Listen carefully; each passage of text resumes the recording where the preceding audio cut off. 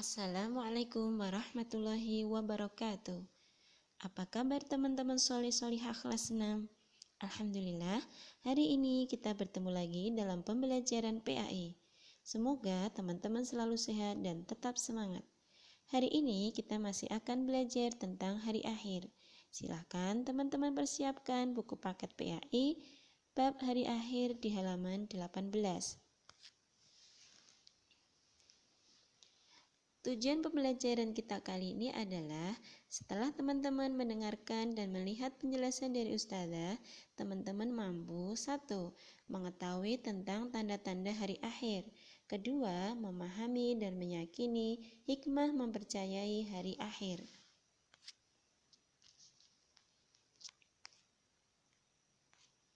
Hari kiamat atau hari akhir yaitu peristiwa kehancuran alam dunia. Pada saat kiamat tiba, maka seluruh alam semesta beserta isinya akan hancur lebur tanpa sisa, sehingga tidak ada lagi kehidupan di alam semesta setelah peristiwa maha dahsyat ini terjadi.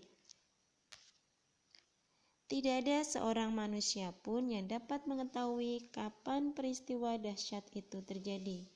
Bahkan Rasulullah pun ketika ditanya oleh sahabatnya, "Kapan kiamat terjadi?" Beliau menjawab bahwa hanya Allah yang tahu kapan peristiwa menggemparkan itu terjadi. Hal ini dijelaskan dalam surat Al-A'raf ayat 187. Rasulullah telah memberikan tanda-tanda apabila hari kiamat sudah dekat.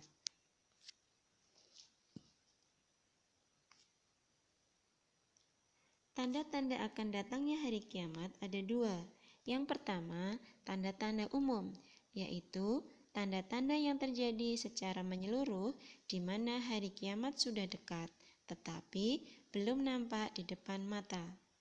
Kemudian tanda yang kedua, tanda khusus, yaitu tanda-tanda yang terjadi di mana hari kiamat sudah dekat dan telah nampak di depan mata. Oke, selanjutnya kita akan membahas satu demi satu.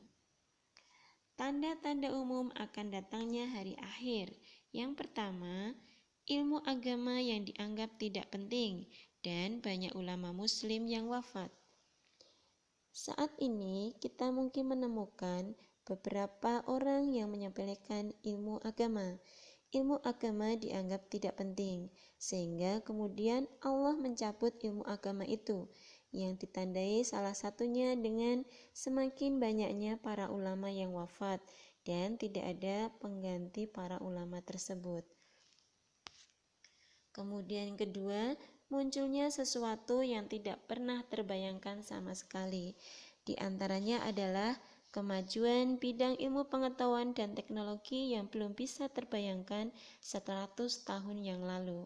Salah satu contohnya adalah munculnya pesawat yang kecepatannya melebihi kecepatan suara, atau munculnya persenjataan nuklir yang bisa membunuh seluruh dunia, termasuk senjata-senjata canggih. Kemudian tanda selanjutnya adalah maksiat yang makin terang-terangan dan merajalela kejahatan. Hal ini bisa kita lihat di televisi atau mungkin kita temui di lingkungan dekat kita. Sering terdengarnya kasus korupsi, pencurian, perampokan, atau bahkan pembunuhan yang dianggap sebagai kasus biasa. Orang tidak lagi takut dengan kekuatan hukum, atau bahkan tidak takut dengan murka dari Allah.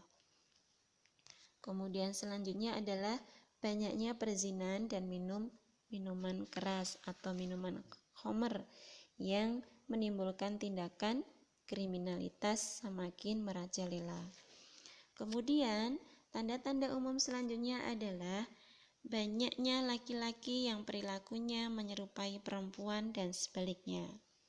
Suatu hari mungkin di antara kita pernah melihat seorang laki-laki yang perilakunya menyerupai perempuan, seperti dari cara bicaranya atau mungkin dari gaya penampilannya. Atau sebaliknya, seorang perempuan yang penampilannya seperti laki-laki. Kemudian, tanda selanjutnya adalah munculnya wanita yang berpakaian tapi telanjang. Mereka kaum perempuan memakai pakaian, tetapi pakaian itu amat tipis dan ketat, sehingga terlihat bentuk tubuhnya.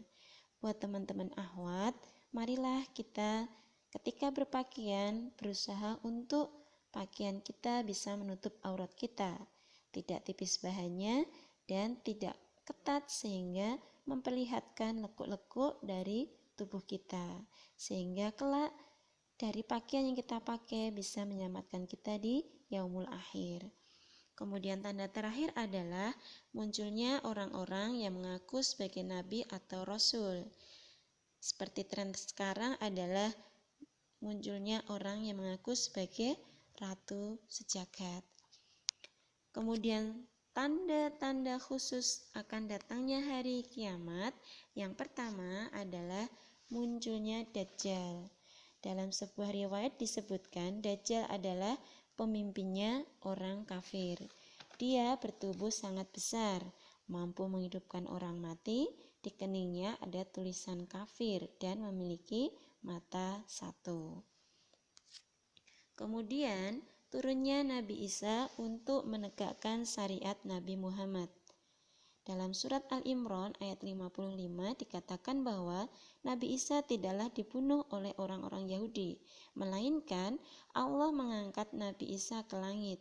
Saat hari kiamat besar terjadi nanti, Nabi Isa diturunkan kembali ke bumi untuk membunuh Dajjal, menghancurkan salib, dan membebaskan pajak.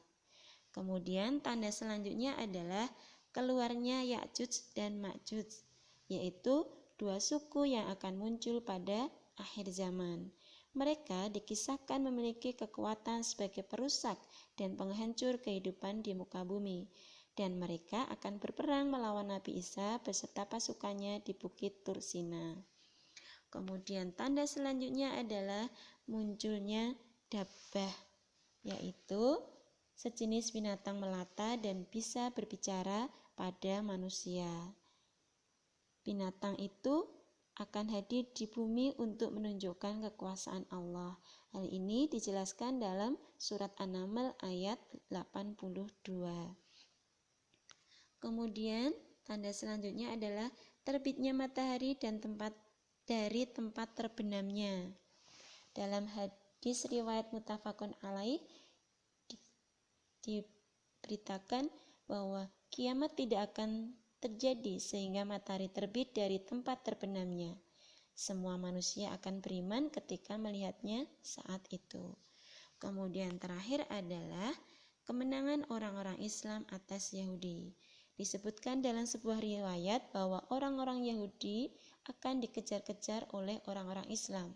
Sampai-sampai pohon-pohon pun akan memberitahu kepada orang-orang Islam, "Ini Yahudi bersembunyi, bunuhlah." Nah, demikian tadi teman-teman, tanda-tanda umum dan tanda khusus akan datangnya hari kiamat.